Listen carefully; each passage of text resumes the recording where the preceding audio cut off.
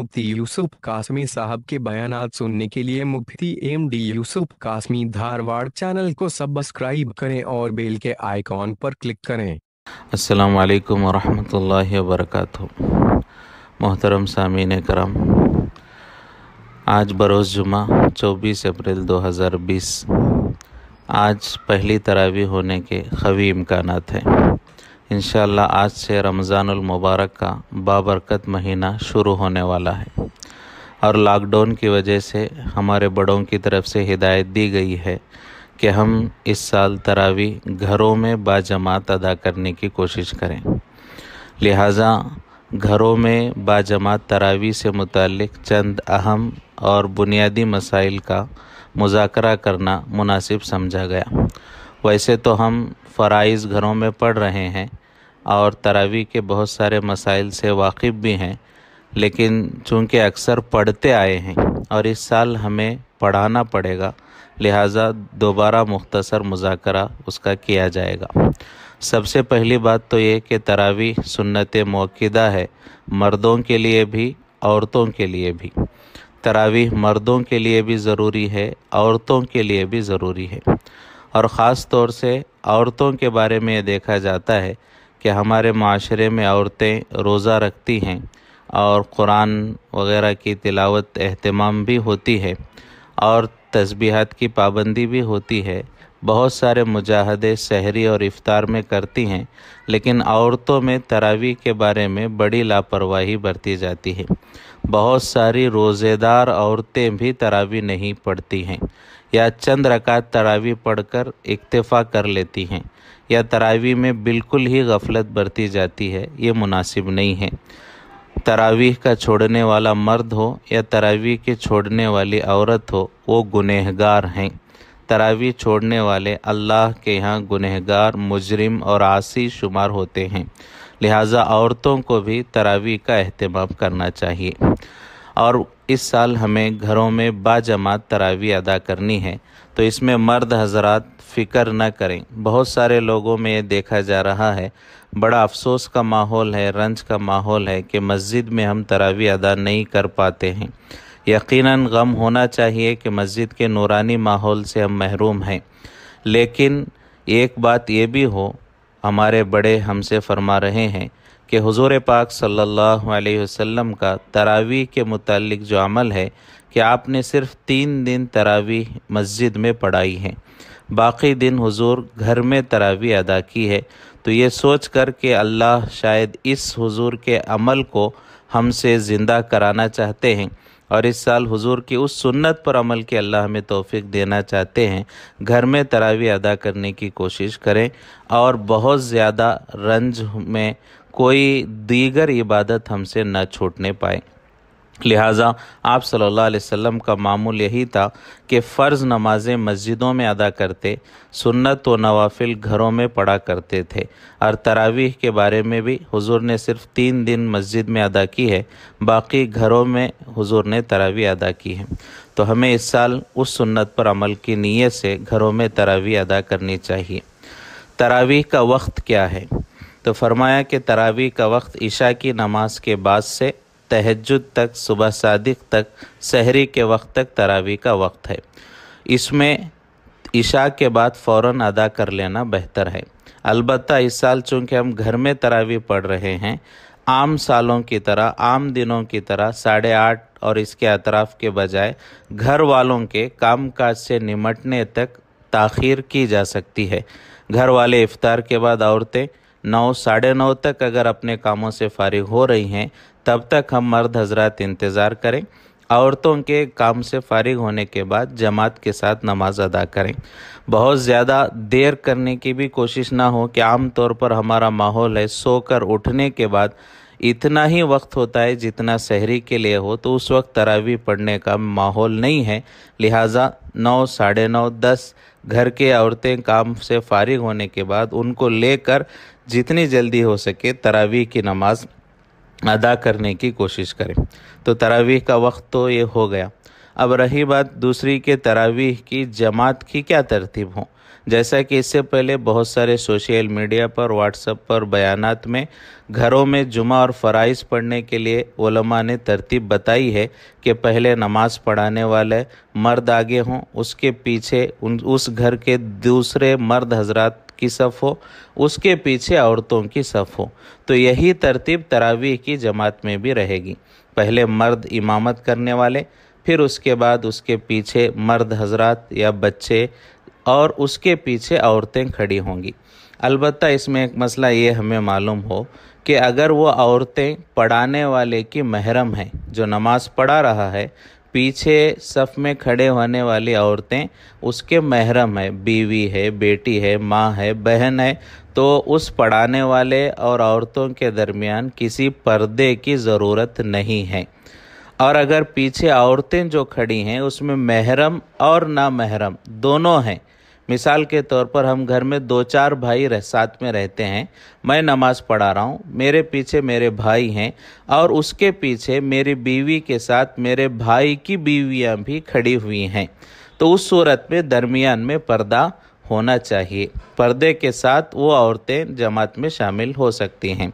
या फिर ये शक्ल भी हो सकती है कि हाल वगैरह में हम खड़े हैं, हमारे पीछे जो कमरा आता है, क़िबले रुख पर हम आगे रहे, हमारे पीछे जो कमरा है उस कमरे में औरतें खड़ी है और उन्हें इमाम की आवाज़ सुनाई दे रही है, क़िरात की भी, रुकू सजदे की कैफियत मालूम हो रही है, तो उस कमरे में भी औरतें हमारे साथ नमाज में शामिल हो सकती हैं।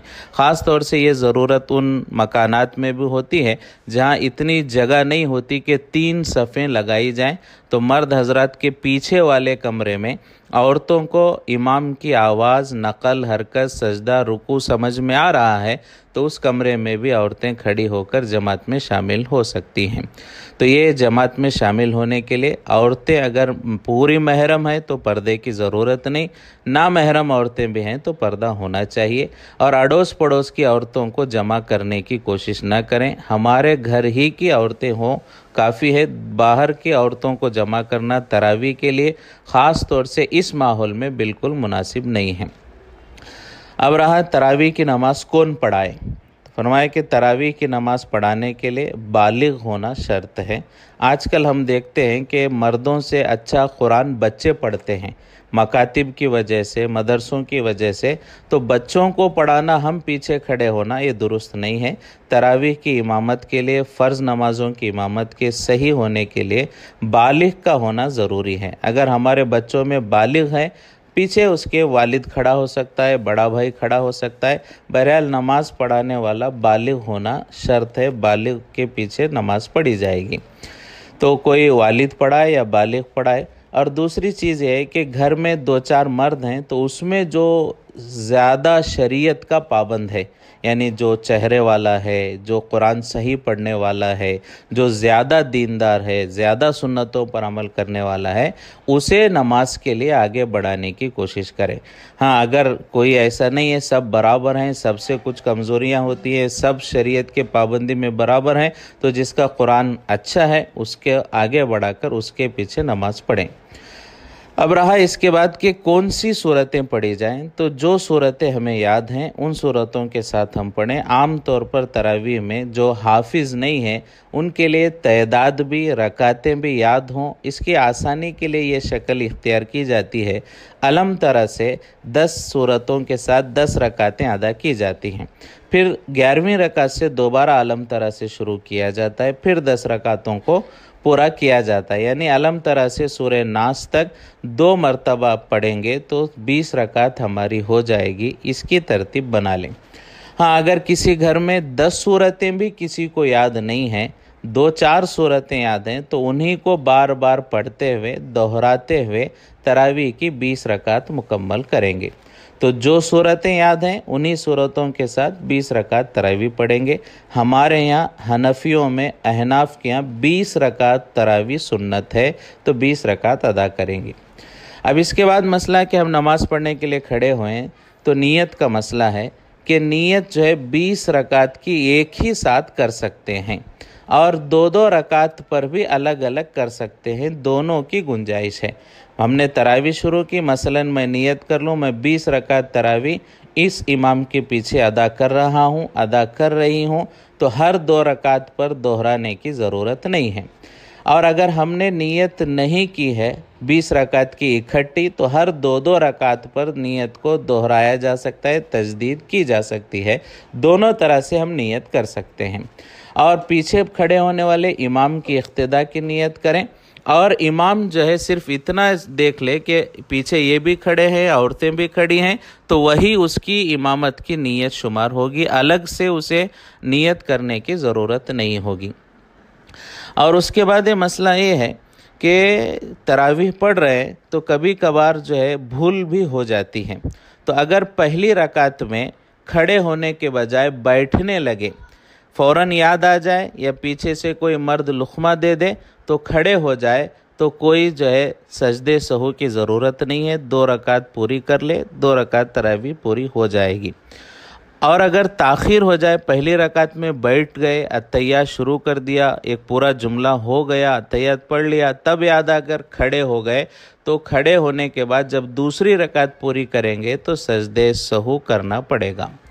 और अगर कभी भूल कर तरावी की 2 रकात की जगह 3 रकात हमने पढ़ ली, तो तीनों रकात ज़ाया होंगी, दोबारा पढ़ना पड़ेगा।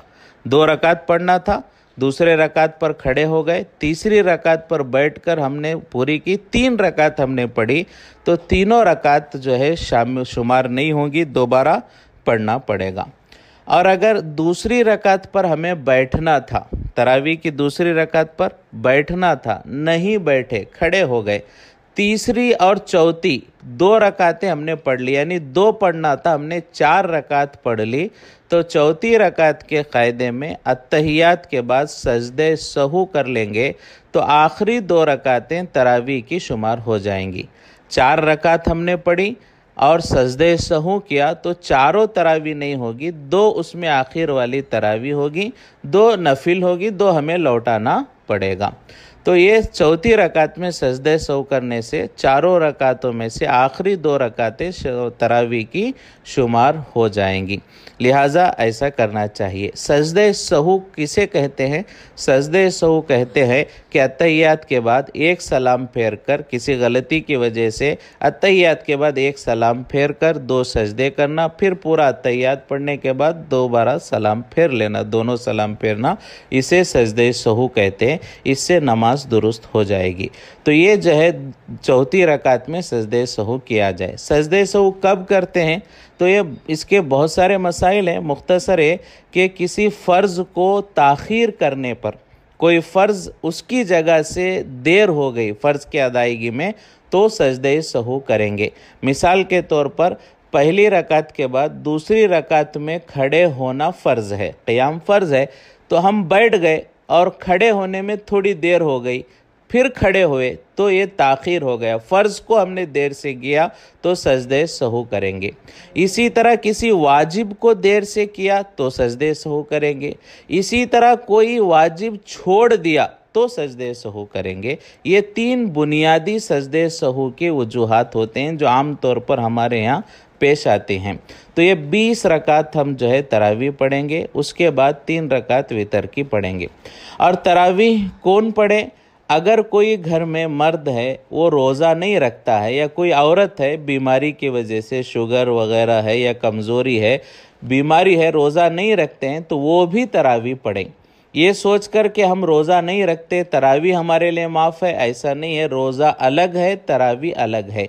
कोई बीमारी से, कमज़ोरी से, किसी उज़र से रोज़ा नहीं रखता है, मर्द हो या औरत हो, लेकिन वो तरावी पढ़ने की कोशिश करे, वो तरावी पढ़ना चाहिए। और अगर कोई रोज़ा नहीं रखा है और वही मर्द है जो कुरान जानता है, तो वो तरावी पढ़ा भी सकता है। रोज़ा तो नहीं रखा बीमारी से, लेकिन तरावी पढ़ा सकता है, उसके पीछे तरावी भी दुरुस्त हो सकती है। तो ये तरावी के चंद अहम ज़रूरी मसाइल हैं, और भी इसके अलावा बहुत सारे मसाइल हैं। अगर किसी को कोई मसला हो तो राब्ता किया जा सकता है अपने उलमा से, अपने आइम्मा से, और जो है दीगर दीन की जानकारी रखने वालों से तरावी के मसाइल मालूम करें। और इस साल लॉकडाउन में گھروں میں با جماعت تراویح ادا کرنے کی کوشش کریں، اور ایک ہی گھر میں گھر کے جتنے افراد ہیں وہی ادا کریں، 2-4 گھروں کے لوگ بھی جمع ہو کر تراویح پڑھنے کی کوشش نہ کریں۔